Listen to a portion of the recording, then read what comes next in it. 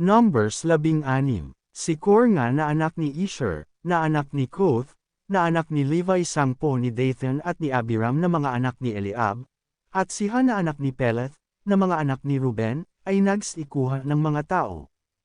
At sila'y tumindig sa harap ni Moises, na kasama ng ilang mga anak ni Israel, na 250 prinsipe sa kapisanan na tinawag sa kapulungan na mga lalaking bantog. At sila'y nagpupulong laban kay Moises at laban kay Aaron, at sinabi nila sa kanila, kayo'y kumukuha ng malabi sa inyo, hanggang ang buong kapisanan ay banal, bawat isa sa kanila, at ang Panginoon ay nasa gitna nila, bakit nga kayo'y magmamataas sa kapisanan ng Panginoon? At nang marinig ni Moises, ay nagpatira pa, at sinalita niya kay Kor at sa kanyang buong pulutong, na sinasabi, sa kinaumagahan ay ipakikilala ng Panginoon kung sino ang kanya, at kung sino ang banal, at kung sino ang palalapitan niya sa kanya, sa makatuwid bagay ang piliin ay siyang kanyang palalapitan sa kanya. Ito'y inyong gawin, kumuha kayo ng mga suuban, si Kor at ang kanyang buong pulutong. At lagyan ninyo ng apoy at patungan ninyo ng kamangyan bukas sa harap ng Panginoon, at mangyayari na ang tao na piliin ng Panginoon, ay siyang banal, kayo'y kumukuha ng malabi sa inyo, kayong mga anak ni Levi. At sinabi ni Moises kay Kor, dinggin ninyo ngayon, kayong mga anak ni Levi. Minungunting bagay pa ba ninyo na kayo'y ibinukod ng Diyos ng Israel sa kapisanan ng Israel, upang ay lapit niya kayo sa Kanya, upang gawin ninyo ang paglilingkod sa tabernakulo ng Panginoon, at upang kayo'y tumayo sa harap ng kapisanan na mga siwa sa kanila. At inilapit kanya 10 ng lahat ng iyong mga kapatid na mga anak ni Levi. At hangarin din naman ninyo ang pagkasaserdote. Kaya't ikaw at ang iyong buong pulutong ay napipisan laban sa Panginoon, at si Aaron, anungat siya'y inyong inupasala. At ipinatawag ni Moises si Dathan at si Abiram, na mga anak ni Eliab, at kanilang sinabi, hindi kami sasampa. Munting bagay pa ba na kami ay iyong pinasampa sa isang lupain na binubukalan ng gatas at pulot, upang kami ay patayin sa ilang, kundi napapanginoon ka pa man din sa amin. Bukod dito'y hindi mo kami dinala sa isang lupain na binubukalan ng gatas at pulot, ni binigyan mo kami ng manang bukid at mga ubasan, dudukitan mo ba ang mga mata ng mga taong ito? Hindi kami sasampa.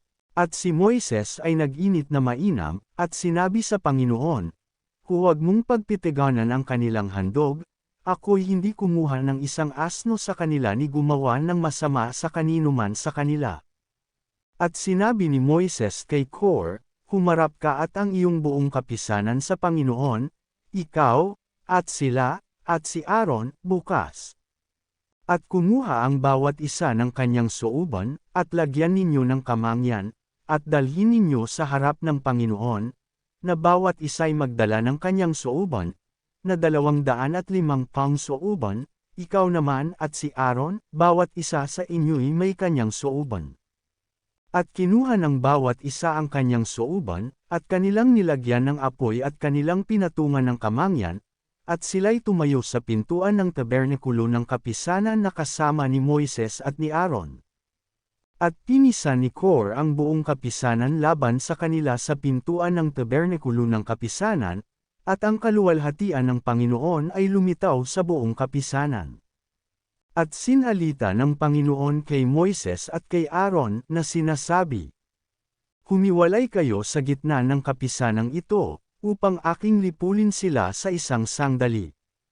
At sila'y nagpatira pa, at nagsabi, O Diyos, na Diyos ng mga diwa ng lahat ng laman, sa pagkakasala ba ng isang tao ay magagalit ka sa buong kapisanan?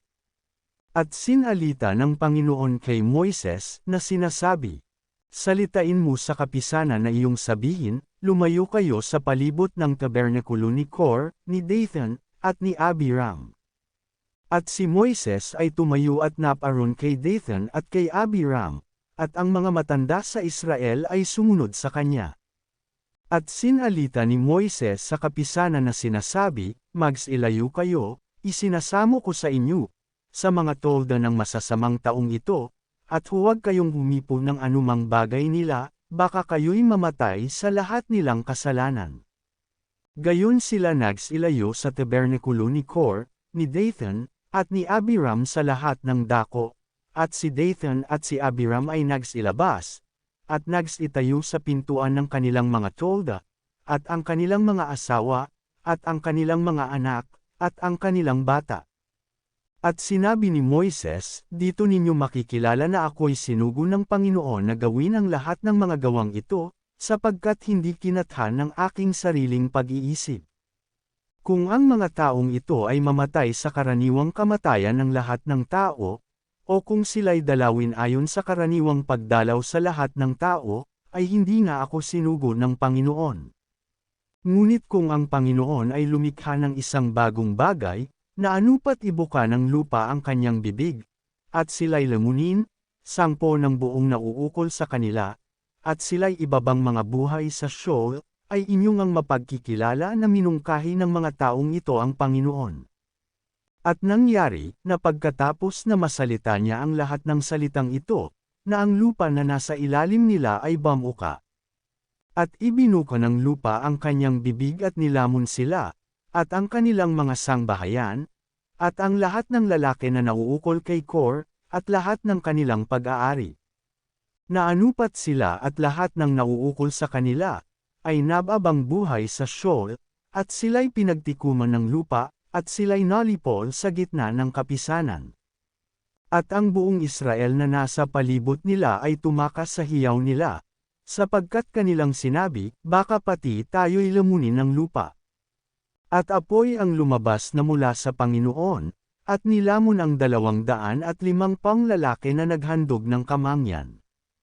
At sinalita ng Panginoon kay Moises na sinasabi, salitain mo kay Eleazar na anak ni Aaron na saserdote, na kanyang kunin ang mga suoban sa sunog, at magkalat ng apoy doon, sapagkat mga banal yaon. Pati ng mga suoban ng mga makasalanang ito laban sa kanilang sariling buhay, at gawin mo sa kanilang mga laminang pinukpok na pinakapangtakip sa dambana, sapagkat kanilang inihandog sa harap ng Panginoon, kaya't mga banal, at magiging isang tanda sa mga anak ni Israel. At kinuha ni Eleazar na saserdote ang mga tansong suoban na inihandog ng mga nasunog, at kanilang pinukpok na ginawang pinakapangtakip sa dambana. Upang maging pinakaalaala sa mga anak ni Israel, upang sinumang ibang tao na hindi sa mga anak ni Aaron ay huwag lumapit na magsunog ng kamangyan sa harap ng Panginoon, upang huwag magaya kay Kor at sa kanyang mga kasama, gaya ng sinalita ng Panginoon sa kanya sa pamamagitan ni Moises. Datapwat sa kinabukasan ay inupusola ng buong kapisanan ng mga anak ni Israel si Moises at si Aaron, na sinasabi, inyong pinatay ang bayan ng Panginoon. At nangyari, nang magpipisan ang kapisanan laban kay Moises at laban kay Aaron, na sila'y tumingin sa dako ng tabernakulo ng kapisanan, at narito, tinakpan ng ulap at ang kaluwalhatian ng Panginoon ay lumitaw. At si Moises at si Aaron ay naparoon sa tapat ng tabernakulo ng kapisanan. At sinalita ng Panginoon kay Moises na sinasabi, lumayo kayo sa gitna ng kapisanang ito, upang aking lipulin sila sa isang sandali. At sila'y nagpatira pa. At sinabi ni Moises kay Aaron, kunin mo ang iyong suoban, at lagyan mo ng apoy mula sa dambana at patungan ng kamangyan, at dalhin mong madali sa kapisanan, at itubos mo sa kanila, sapagkat may galit na lumabas sa harap ng Panginoon, ang salot ay nagpapasimula na. At kinuha ni Aaron gaya ng sinalita ni Moises, at siya'y tumakbo sa gitna ng kapulungan, at, narito, ang salot ay nagpasimula sa gitna ng bayan, at siya'y naglagay ng kamangyan at itinubos sa bayan.